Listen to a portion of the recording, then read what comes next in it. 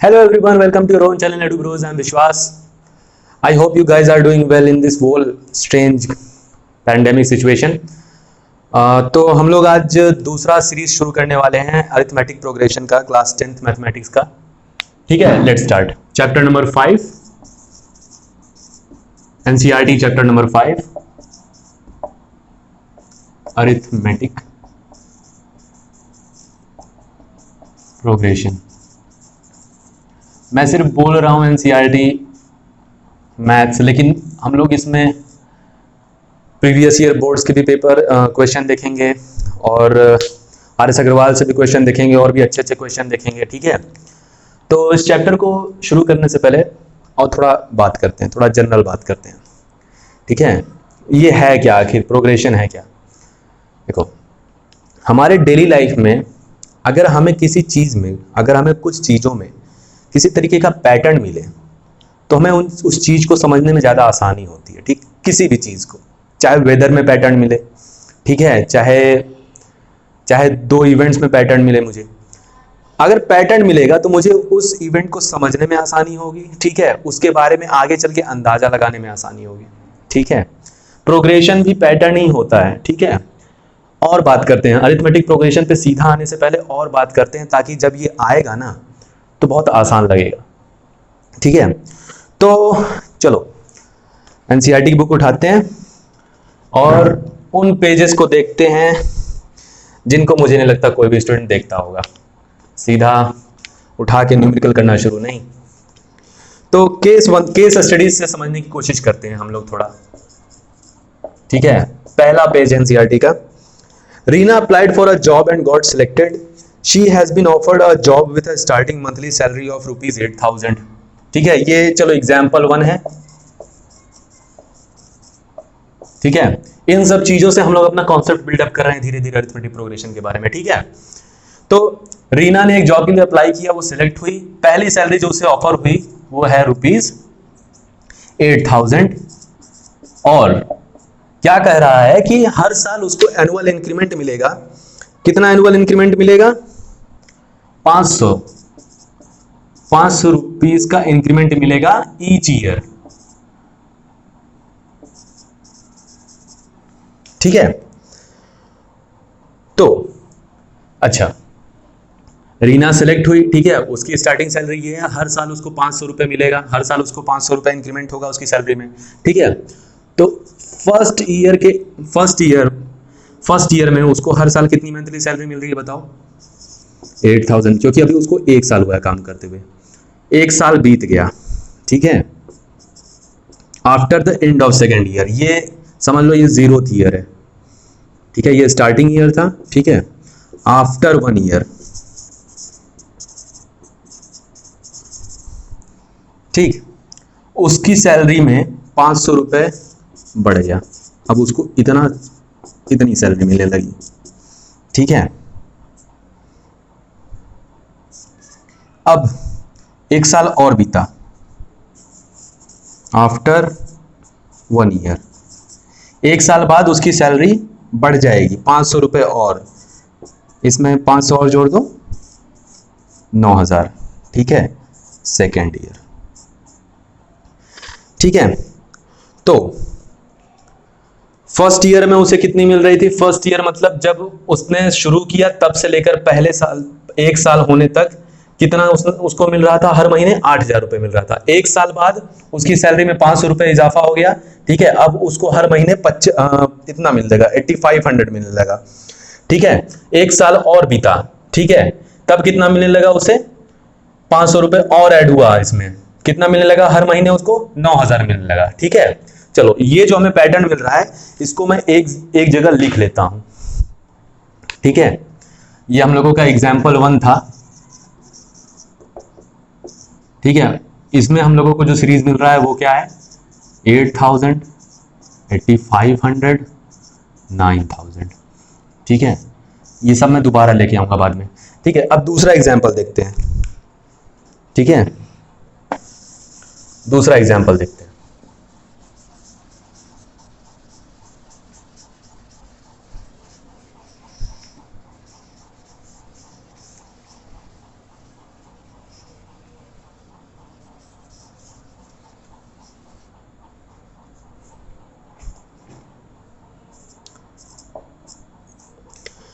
The length of the rungs of a ladder decreases uniformly by 2 centimetre. ठीक है, एक सीढ़ी है हम लोगों के पास, ठीक है, सीढ़ी सपोज जो नॉर्मल सीढ़ी मिलती है पहले उसी को कंसीडर कर लेते हैं, एग्जाम्पल में बाद में देखेंगे क्या मिल रहा है। ठीक है, एक सीढ़ी है, ठीक है, सीढ़ी ऐसे होती है, ठीक है। अब कह रहा है कि जो इसको रंग कहते हैं, ठीक है, ये लेडर हो गया, ये जो है ना इसको रंग कहते हैं, ये जो है these are called rungs of a ladder. ठीक है, अब वो कह रहा है कि the length of rungs of a ladder in decreases uniformly by 2 centimetre from bottom to top. यानी जब मैं, ठीक है, सबसे नीचे वाला रंग ये है, ठीक है, सपोज एल, ठीक है, एल लास्ट रंग से मैं जब ऊपर की तरफ जा रहा हूं, ठीक है, तो क्या हो रहा है, हर रंग का जो लेंथ है, ये जो लेंथ है ना, ये 2 सेंटीमीटर डिक्रीज हो रहा है। मतलब यहां पर पहले कुछ लेंथ था, ठीक है, सपोज लेंथ स्मॉल एल था, तो ये वाला लेंथ कितना हो जाएगा, एल माइनस 2 सेंटीमीटर। ठीक है, और फिर कह रहा है कि उसके अगले वाला फिर 2 सेंटीमीटर डिक्रीज कर गया, ये कितना हो जाएगा, l minus two is equal to l minus 4 centimetre. आओ देखते हैं क्वेश्चन में क्या लिखा है कि जो बॉटम रंग है वो 45 सेंटीमीटर है लेंथ में, यानी ये जो लेंथ है ये है 45 सेंटीमीटर, और हर रंग क्या हो रहा है हम लोगों का 2 सेंटीमीटर से घटता जा रहा है। ठीक है, तो यानी इसके बाद वाला रंग कितना हो गया, 43 सेंटीमीटर उसका लेंथ हो गया, इसके बाद 41 सेंटीमीटर, इसके बाद कितना, 2 घटा दो 39 सेंटीमीटर। ठीक है, और इसको मिला के सीढ़ी बना दो।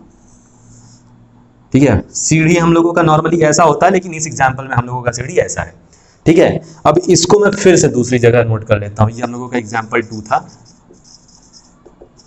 ये जो नंबर्स हम लोगों को मिले हैं इसको मैं एक जगह फिर से नोट करता हूं, कितने हैं, 45, 43, 41, 39।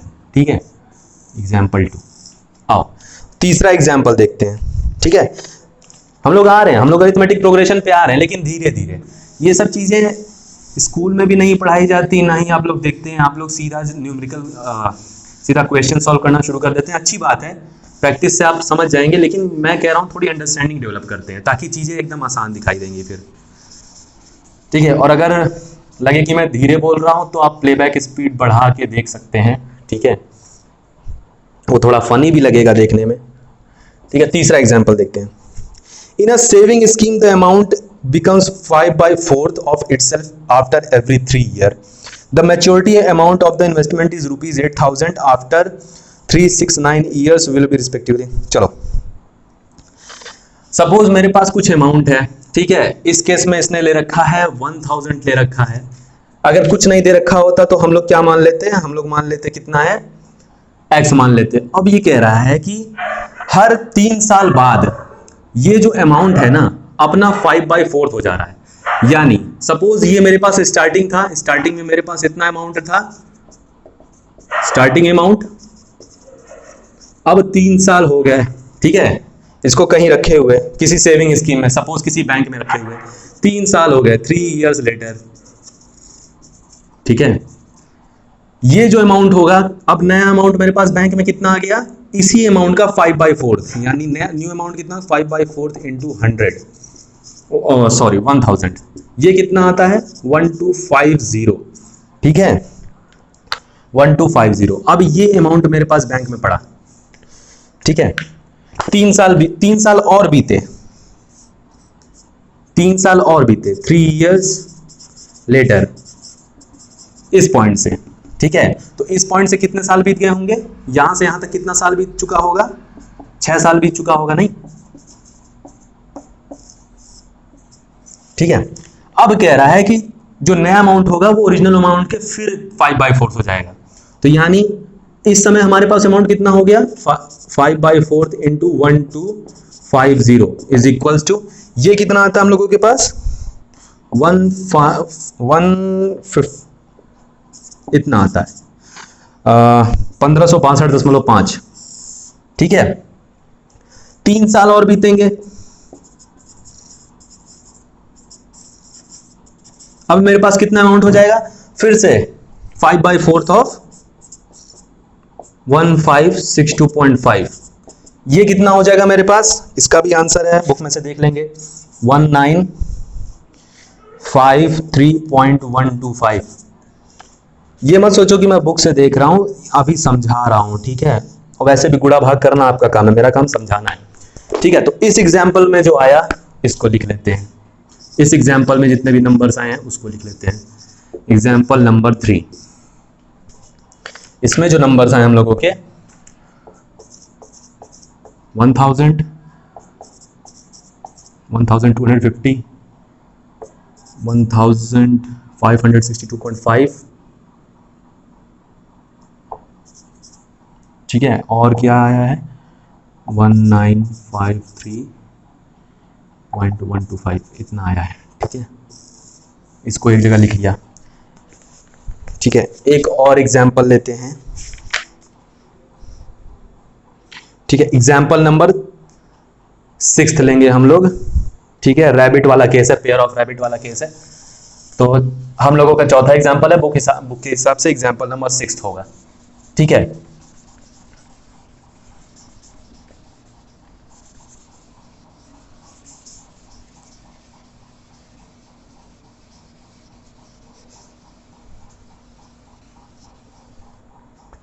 हम लोगों के हिसाब से एग्जाम्पल नंबर 4 है, बुक के हिसाब से एग्जाम्पल नंबर 6 है, ठीक है, ठीक है। तो इस एग्जाम्पल में क्या कहता है कि a pair of rabbits are too young to produce in their first month, ठीक है।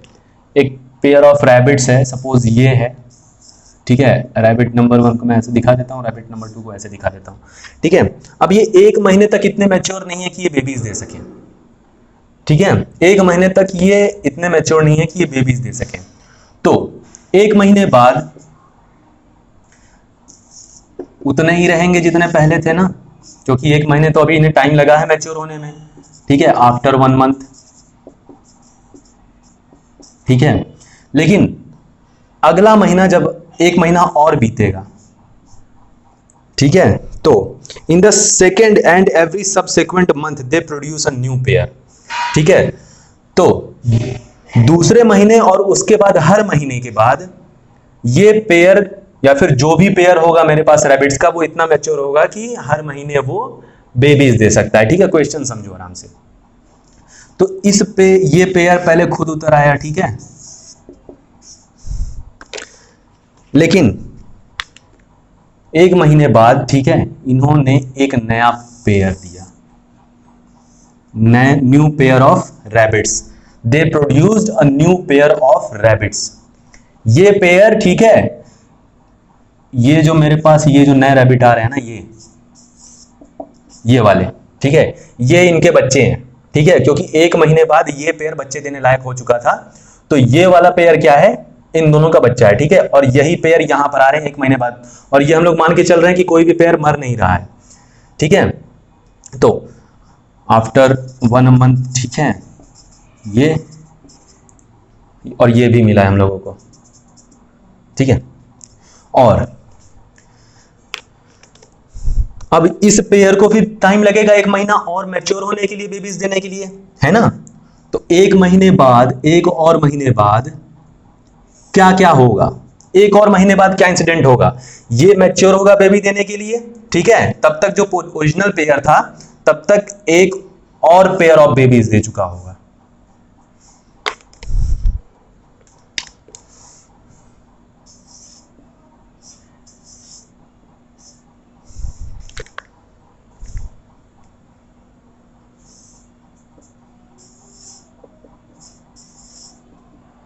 ये वाला, यही वाला पेयर है, ठीक है। क्योंकि ये अभी अब ये जो मेरे पास 1 महीने बाद यही पेयर है ना, अब ये मैच्योर हो चुका है और बेबीज देने के लिए।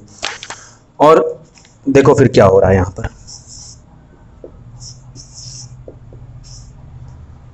तो देखो क्या हो रहा है। मेरे पास ओरिजिनल पेयर था, ठीक है, वो 1 महीने तक काबिल नहीं था, ठीक है, बेबीज प्रोड्यूस करने के लिए।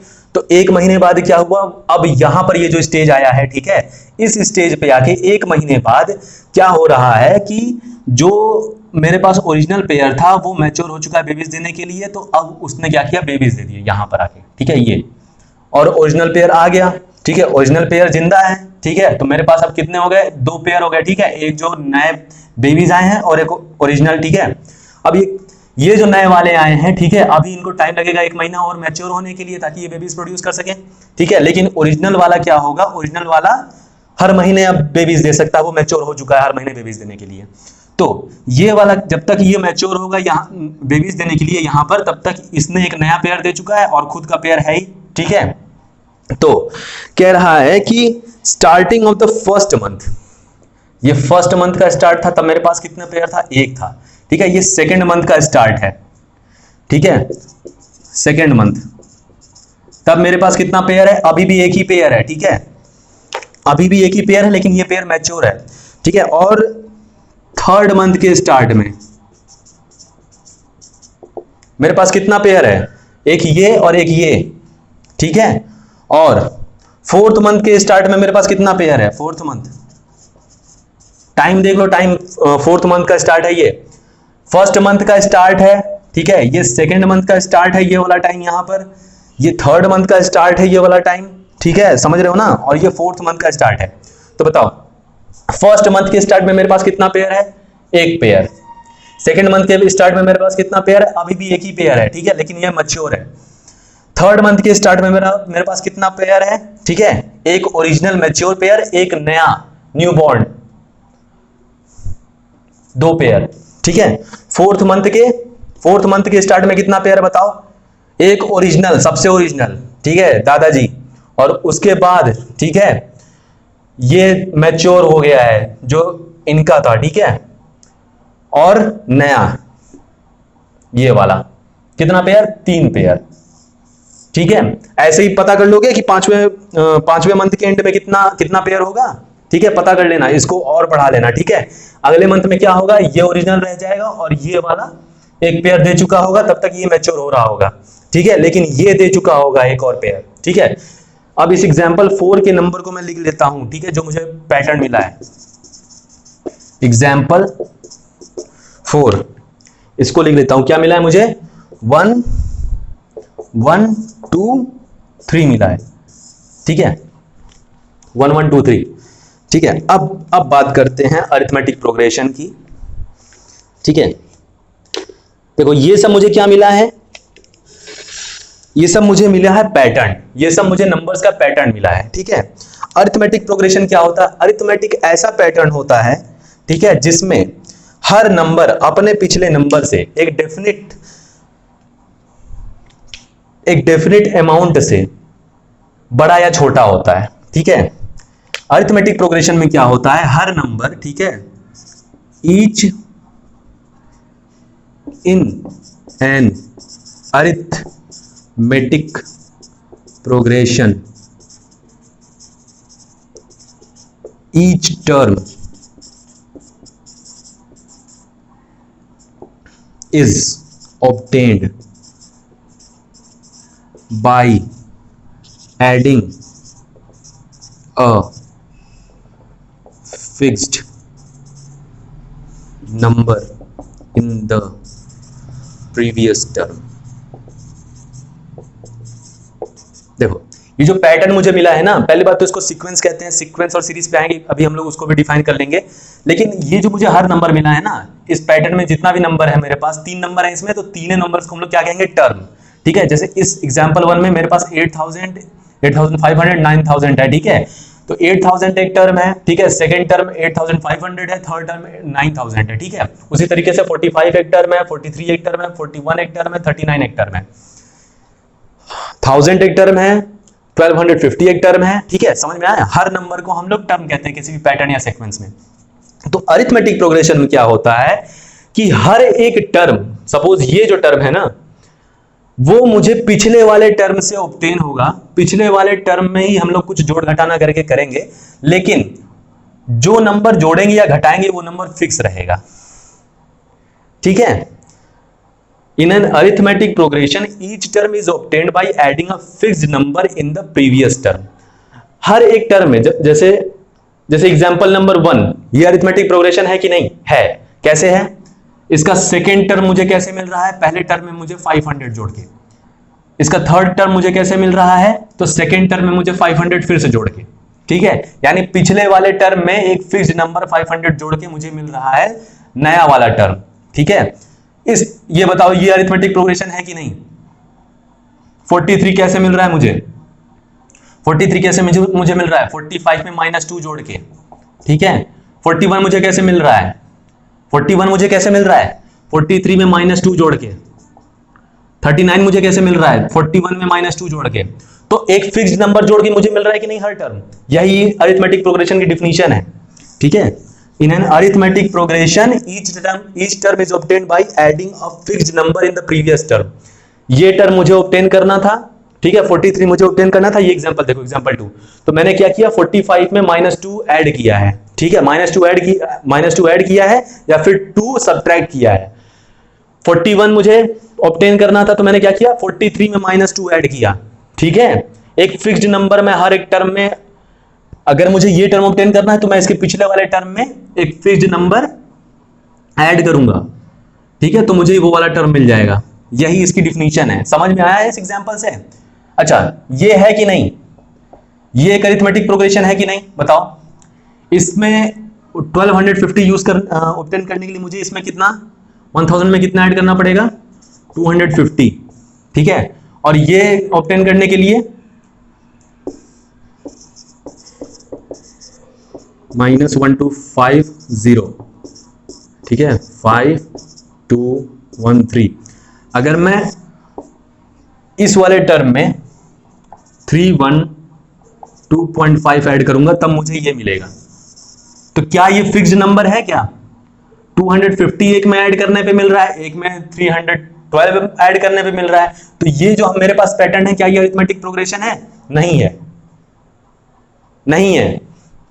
क्यों नहीं है, क्योंकि फिक्स्ड नंबर नहीं है, ठीक है। हर एक टर्म पिछले वाले टर्म से एक फिक्स्ड नंबर से डिफर करना चाहिए, वो है क्या, नहीं है। क्यों नहीं है, एक में 250, एक में 312.5 है, ठीक है। अच्छा ये बताओ, ये है क्या, ये जो एग्जांपल नंबर 4 वाला मेरे पास पैटर्न है, ये अरिथमेटिक प्रोग्रेशन है क्या, बताओ, है। अच्छा, मुझे 1 ऑब्टेन करना है 1 से, तो मैं कितना जोड़ूंगा, 0 जोड़ूंगा। मुझे 2 ऑब्टेन करना है 1 से, तो मैं कितना जोड़ूंगा, 1 जोड़ूंगा। यही मुझे अंतर मिल जा रहा है कि फिक्स्ड नंबर ही मैं ऐड नहीं कर रहा हूं। तो ये अरिथमेटिक प्रोग्रेशन है क्या, नहीं है, ठीक है। तो ये अरिथमेटिक प्रोग्रेशन नहीं है। चलो और आते हैं, और एग्जांपल लेते हैं, ठीक है। मैं इसको मिटाता हूं, ठीक है। तो बोर्ड पे और एग्जांपल है, 6 एग्जांपल है, इससे और समझने की कोशिश करते हैं अरिथमेटिक प्रोग्रेशन को। पहला देखो, 5 मैं कैसे ऑब्टेन कर सकता हूं 2 से, इसमें 3 ऐड करके, ठीक है। इसमें अगर मैं 3 ऐड कर दूंगा तो मुझे 5 मिल जाएगा, ठीक है। और 7 में कैसे ऑब्टेन कर सकता हूं 5 से, 5 में मैं अगर 2 ऐड कर दूंगा तो मुझे 7 मिल जाएगा। 9 में कैसे ऑब्टेन कर सकता हूं, 7 से 2 और ऐड कर दो।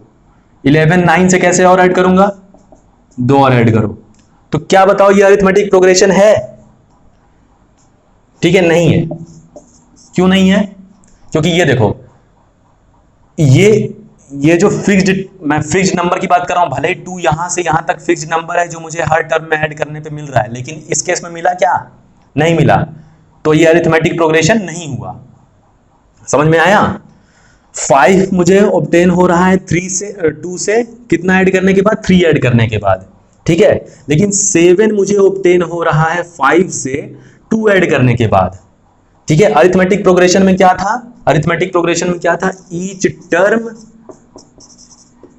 is obtained from its previous term by adding a fixed number, ठीक है। तो हर टर्म अपने प्रीवियस टर्म से, जैसे यहां पर टर्म 5 टर्म 2 से ऑब्टेन होना चाहिए एक फिक्स्ड नंबर ऐड करने के बाद, ठीक है, हर टर्म।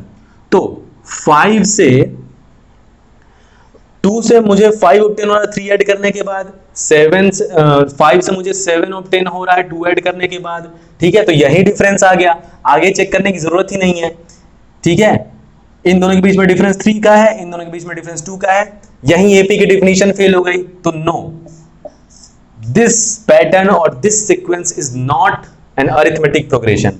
अच्छा, ये है क्या, ये है क्या 3 3 3 ऐसे ही 3 इनफाइनाइट तक 3, ये है क्या, सोचो। ऑफ कोर्स बिल्कुल है, ठीक है। हर टर्म मुझे कैसे मिल रहा है, हर टर्म में मैं अगर 0 ऐड कर दूं तो मुझे नया टर्म मिल रहा है ना, 0 एक फिक्स्ड नंबर है ना हर केस में इस मामले में। तो हाँ ये है, कंफ्यूज ना हो, 0 भी एक नंबर है और 0 हर टर्म के बीच में एक फिक्स्ड नंबर है, तो हर टर्म के डिफरेंस के बीच में एक फिक्स्ड नंबर है। तो ये जो मेरे पास सीक्वेंस अरिथमेटिक प्रोग्रेशन है कि नहीं है। अच्छा ये बताओ 1.4 1.6 1.8 2.0 2.2 ये अरिथमेटिक प्रोग्रेशन है कि नहीं, बिल्कुल है।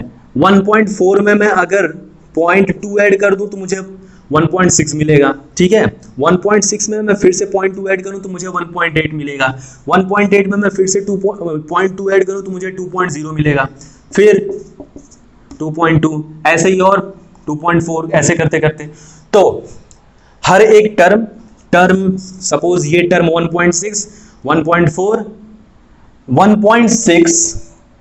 1.6 is obtained from its previous term is 1.4 by adding a fixed number. What is that fixed number? That fixed number is 0.2, ठीक है। और ये हर एक टर्म के लिए है, ईच टर्म के लिए है, ईच टर्म के लिए है ना, हाँ है। तो ये yes, this sequence is an arithmetic progression। अच्छा 1.2 1.1 1.0 0.9 0.8 ये अरिथमेटिक प्रोग्रेशन है क्या। अच्छा 1.1 मुझे अगर 1.2 से ऑब्टेन करना है, 1.2 से पाना है, तो मैं क्या करूंगा, इसमें क्या ऐड करूंगा, प्लस माइनस 0.1, ठीक है। निगेटिव नंबर भी एक फिक्स्ड नंबर है, तो चाहे मैं इसको ऐसे भी कह सकता हूं कि मैंने इसमें से 0.1 घटा दिया या -0.1 ऐड कर दिया, बात एक ही बराबर है। फिर से देखो, फिर से डिफिनीशन पे आते हैं। ईच टर्म, ठीक है, ईच अभी हटाओ, term 1.1 is obtained from its previous term to 1.2 by adding a fixed number. What is that fixed number? -0.1, ठीक है। ईच टर्म भी हो रहा है, ठीक है, हर एक टर्म इसमें से हो रहा है, इसमें मुझे अभी तक कोई एक्सेप्शन नहीं मिला, और डॉट डॉट लगाने का मतलब मुझे और कोई एक्सेप्शन मिलेगा भी नहीं, ठीक है। डॉट डॉट लगाने का मतलब जो मुझे यहां तक मिला है वही आगे भी मिलेगा। अच्छा 4 9 16 25 36 ये है क्या अरिथमेटिक प्रोग्रेशन, ठीक है। ये मुझे देख के क्या लग रहा है, ये 2 का स्क्वायर है, ये 3 का स्क्वायर है, ये 4 का स्क्वायर है, ये 5 का स्क्वायर है, ये 6 का स्क्वायर है। लेकिन क्या ये सीक्वेंस अरिथमेटिक प्रोग्रेशन बना रहा है क्या, देख लेते हैं, डेफिनेशन से देखेंगे। 9 को मैं ऑब्टेन करना चाहता हूं 4 से, ठीक है। Term 9, we want to obtain term 9 from its previous term 4 by adding a fixed number। देख लेते हैं कि फिक्स्ड नंबर ही मिल रहा है क्या, कितना 4 में कितना ऐड करूंगा तो मुझे 5 मिलेगा, 5।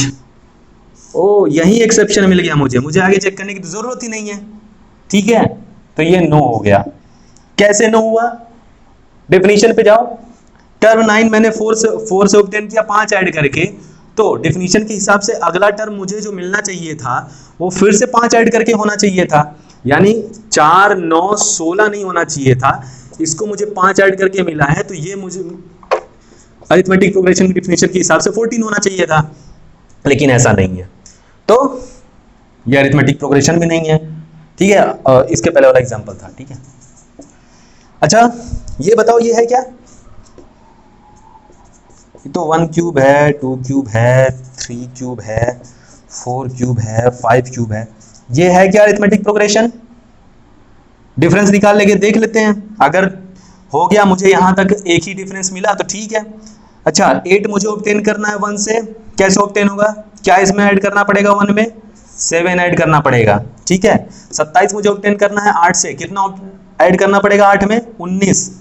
ओ मेरी डिफिनेशन तो यहीं फेल हो गई, आगे जाएंगे क्या चेक करने, नहीं।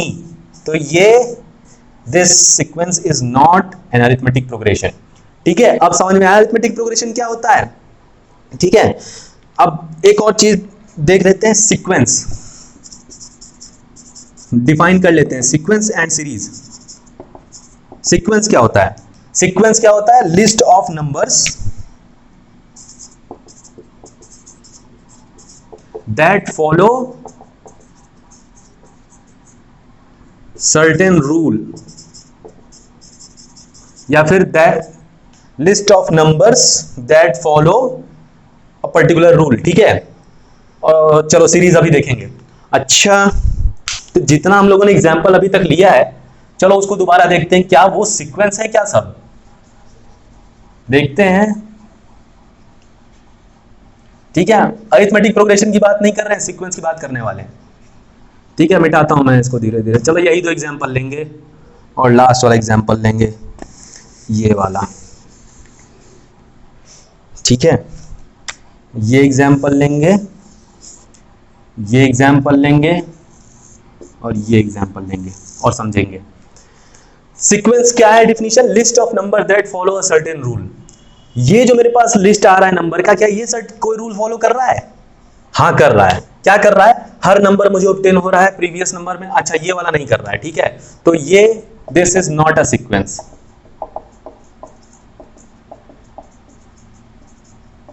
या फिर हो सकता है अगर मैं इसको अलग तरीके से डिफाइन कर दूं, अगर मैं इसको दूसरे तरीके से डिफाइन करूं कि from second term onwards each term is obtained by from its previous term by adding a fixed number, तब उस केस में ये सीक्वेंस हो जाएगा। ध्यान दो मैं क्या कह रहा हूं, मैं कह रहा हूं अभी ये सीक्वेंस नहीं है, क्योंकि अभी हर टर्म के बीच में कुछ खास रिलेशन नहीं है।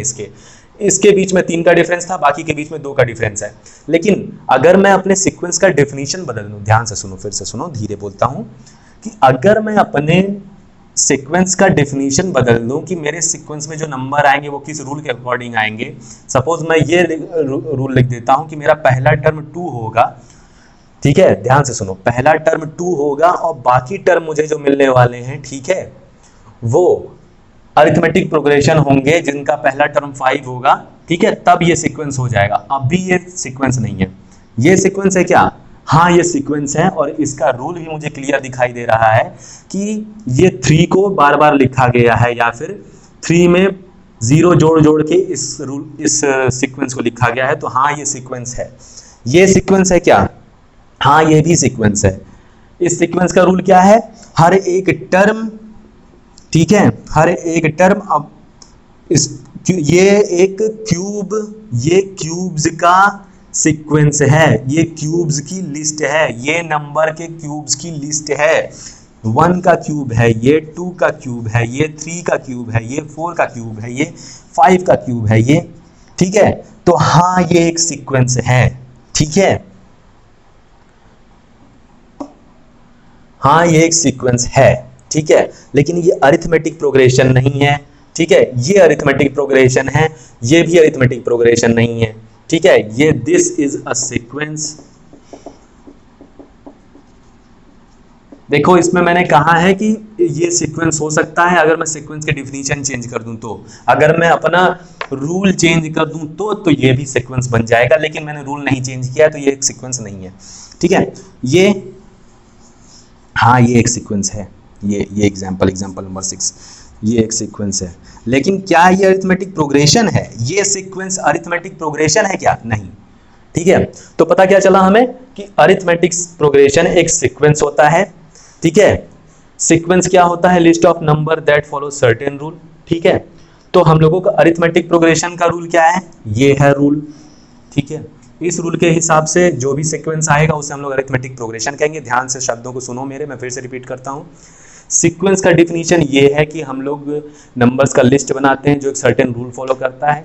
अरिथमेटिक प्रोग्रेशन एक सीक्वेंस है, उस सीक्वेंस का रूल क्या है? तो ये रूल है। ठीक है, सीरीज क्या होता है? सीरीज क्या होता है कि हर टर्म के बीच में, किसी भी सीक्वेंस के हर टर्म के बीच में हम लोग प्लस लगाते थे। जैसे यही अगर मैं कहूँ कि ये एक सीरीज है, तो मैं हर टर्म के बीच में कॉमा के बजाय प्लस लगा दूंगा तो मुझे सीरीज मिल जाएगा। क्लियर? बस यही चीजें घुमा फिरा के बार बार एग्जाम्स में पूछते हैं। अगर आप लोगों को समझ में आ जाएगा, जितना मैंने अभी तक बोला उतना समझ में आ गया ना, तो आप अरिथमेटिक प्रोग्रेशन का समझ लीजिए आपने 50% यही कर लिया है, सिर्फ मात्र इसी लेक्चर में। ठीक है, चलो ठीक है, अब दूसरे लेक्चर में अब क्या करेंगे हम लोग, दूसरे लेक्चर में हम लोग एग्जाम्पल देखेंगे बुक्स के, RS अग्रवाल के। ठीक है, चलो ठीक है, बाय।